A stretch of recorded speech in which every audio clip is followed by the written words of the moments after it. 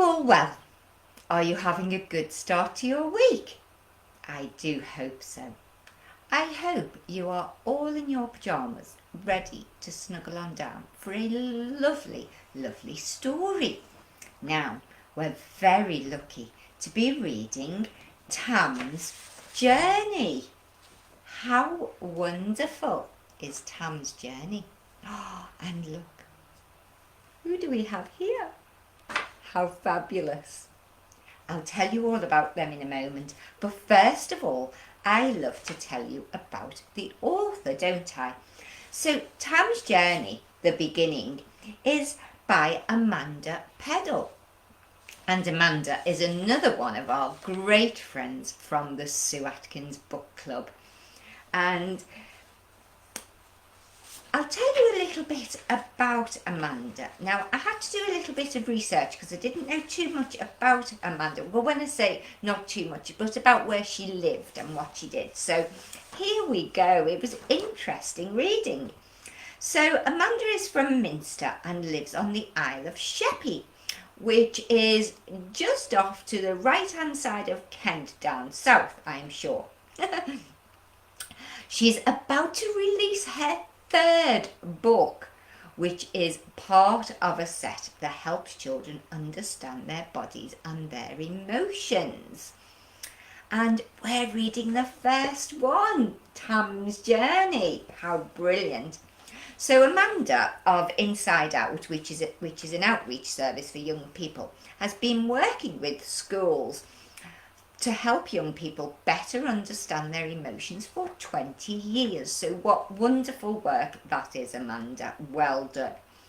And the books, which are purchased right across the world, all across the globe, including India and Canada, are written for all ages, but help in particular those with autism and special educational needs. So a great resource.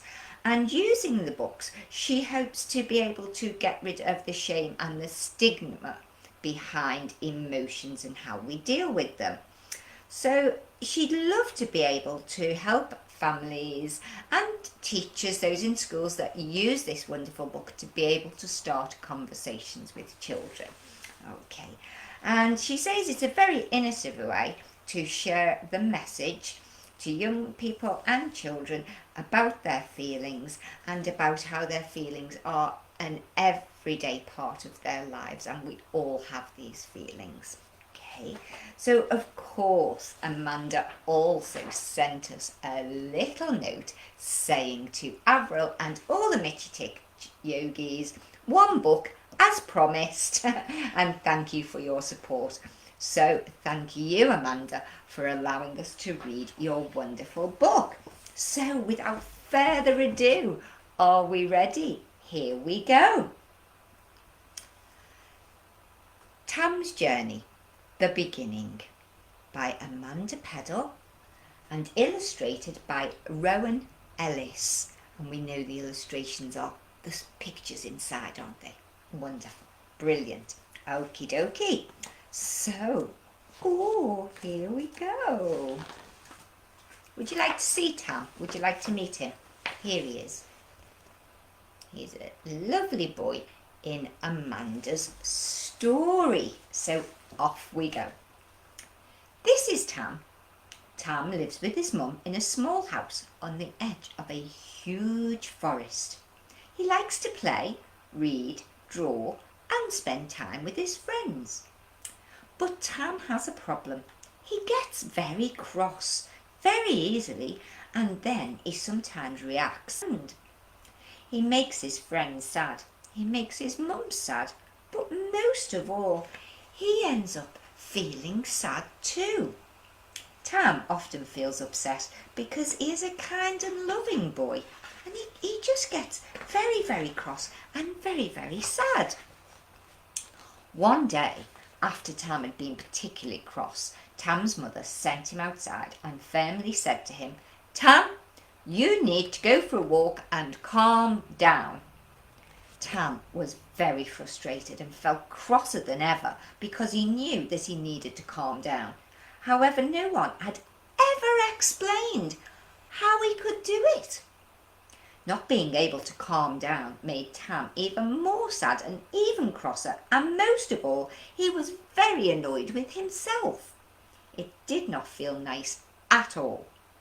Tam ran into the woods, muttering as he did about these amazing people who could just calm down whenever they felt like it. And here he is, running and running and running and running into the woods. Okay.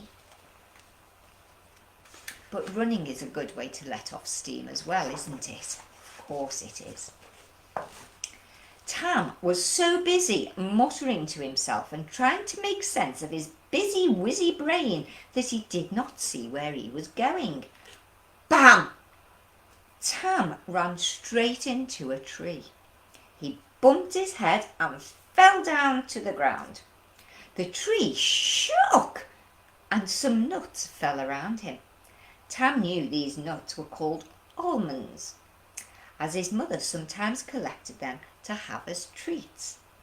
As Tam sat recovering from his bumped head, he suddenly heard a rustling above him. He looked up curiously, only to find a very strange creature peering right back at him through the branches.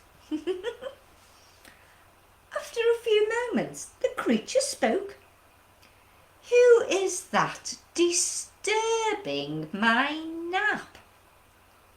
"Sorry," replied a very surprised Tam. "I was so very cross that I wasn't looking where I was going." "Wait there," said the creature. "I will come down."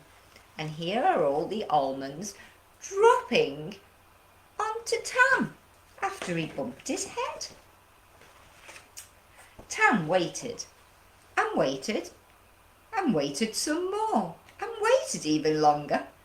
Just as Tam was about to leave, a fairy leg appeared with long claws, followed by another, and then a strange body with long arms and a tiny head with sparkly brown eyes. Now it made sense to Tam. He had heard his grandfather talk of these creatures. They were called sloths and were extremely wise and intelligent, but they were very, very, very slow when they moved. "Hello there," said the sloth. "My name is Parshit, but you can call me Hetty. What's your name?" "Nice to meet you, Hetty. My name is Tam. I'm really sorry I disturbed your nap. I was just so very cross," said Tam. "That's okay. But what has made you so very cross, Tam?" Hetty replied. Tam thought for a moment, and then he very quietly and sadly muttered, "I don't actually know." And look at that beautiful sloth. That's Hetty. By now, Hetty had reached where Tam was sitting and was watching him closely. A big tear rolled down Tam's face. He knew he was a long way from home because the sloths did not live near his house. "Ah, now, young Tam," Hetty said softly, "do not worry. Lots of children get very cross without understanding why. Would you like me to explain to you one of the reasons that we behave in these ways?" Tam was surprised. No one had ever offered to explain to him why he got so very cross. "Will it help me to be able to calm down?" Tam replied, wiping the tear from his cheeks. "Well," said Hetty, "I believe if you know what is happening, then it might just help a little." Oh, and look!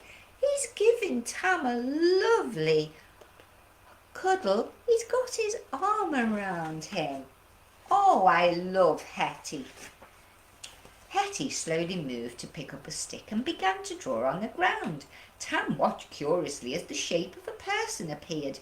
First a head, then arms and legs, a beard and some funny type of clothing.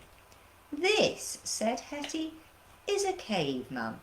It is a very early version of what you are today.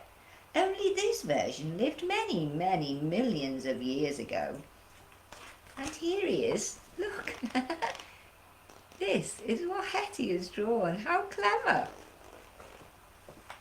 Now watch. Hetty drew an oval shape next to her caveman picture. She then stretched out her long arm to pick up one of the almond cases that had fallen under the tree and cracked the shell.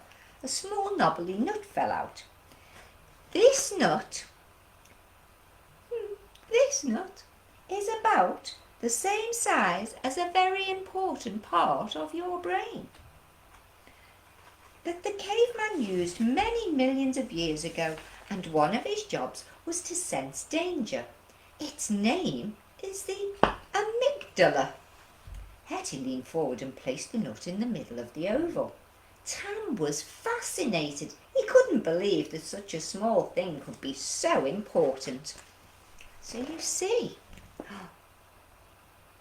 here are all the nuts. There is the caveman.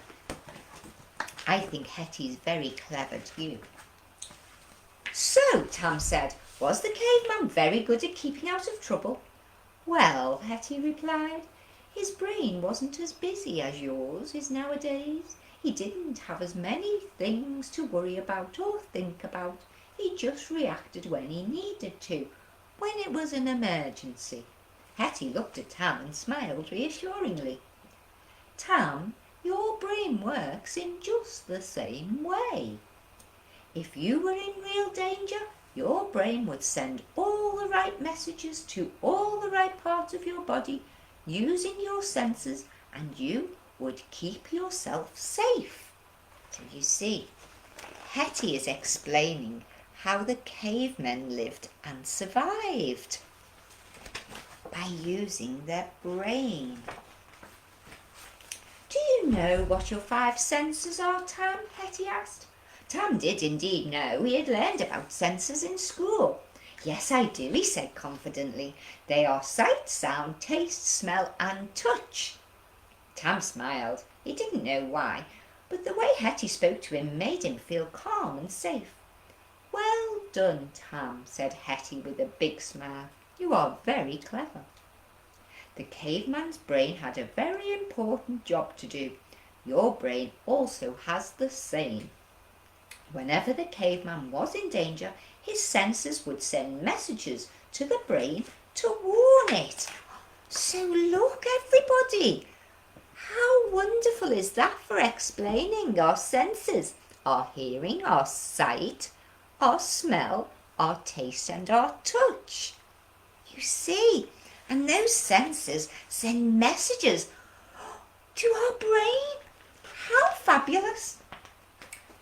"Once the senses told this part of the brain that there was danger," said Hetty, "the amygdala part of the brain sent a very quick message to the rest of the body to make itself safe. The body was given everything that it needed to either run away from the danger or to attack and defend itself. We call this fight or flight. Sometimes the body didn't know what to do, so instead it stood completely still. We call that freeze. By having this emergency system, the caveman had a better chance of survival," said Hetty with a smile. Tam looked in wonder at the shapes in the sand. "That," he said, "is amazing and very, very cool." "Yes, it is," said Hetty, "but it can also cause you to feel things very strongly." So you see, this is what Hetty is explaining. Our fight or flight, or maybe freeze. It's a fabulous book with wonderful illustrations to explain to us. Nowadays, your brain works too hard. People have lots and lots of thoughts and feelings, fears, worries, joy and happiness.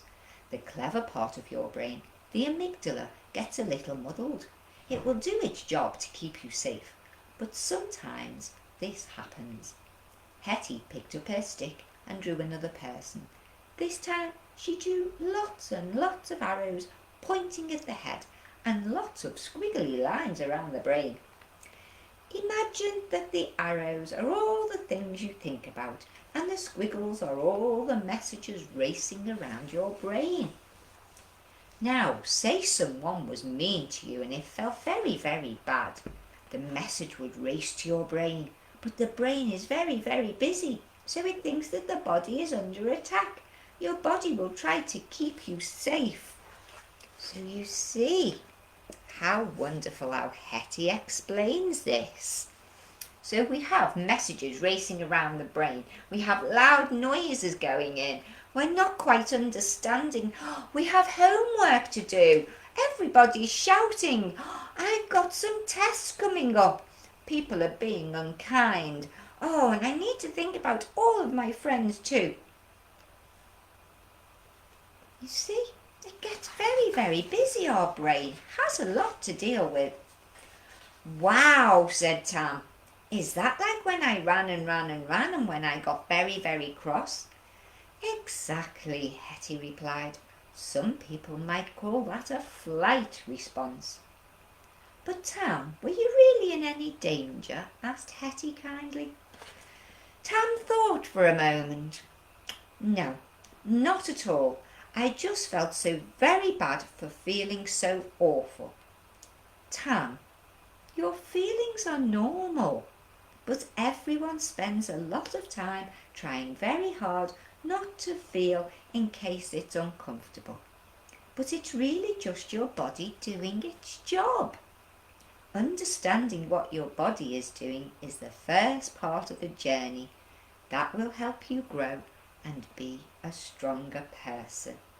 Hetty's voice was very calm and comforting. And do you know, Hetty would be great in my yoga and relaxation sessions, I think. As Tam remembered this morning's events, he started to feel very sad. Hetty sat next to him and gently nudged his arm. So, don't be sad about it. It's natural. Why don't you draw your own caveman at home and list the worries that you have the most feelings about? Then you might be able to see what some of the things are that cause you to react. Then come and see me again, and we can talk some more if you would like. Maybe next time we can look at how the reactions show in your body. I would love to do that, Hetty, Tam said cheerfully. Thank you so much for starting to explain what happens to me when I have strong feelings and react. I don't feel as sad now, knowing that it is so very clever and so very normal. Tam smiled. He felt perfectly relaxed and happy and was already looking forward to learning more about his brain and his body. I think he's made a new friend for life there. So, do you know what Tam stands for? Yes, it is his name, but it also stands for the amazing me. How wonderful is that? Tam, we are all unique and very individual. Learning to understand what makes us all so amazing also comes with the responsibility of learning where we need to be okay with how we feel and start to make decisions about what we will do about it. And that's why I think Hetty would be brilliant in my yoga and relaxation sessions. She would talk to the children just how I do, helping them to understand. Thank you so much, Amanda, for letting us read Tam's Journey, the beginning, and hopefully we can read the other stories in the series too. Take care, everybody. Have a good night's sleep, snuggle on down, and I will see you all soon. And as usual, love you all to bits. Bye for now. Take care.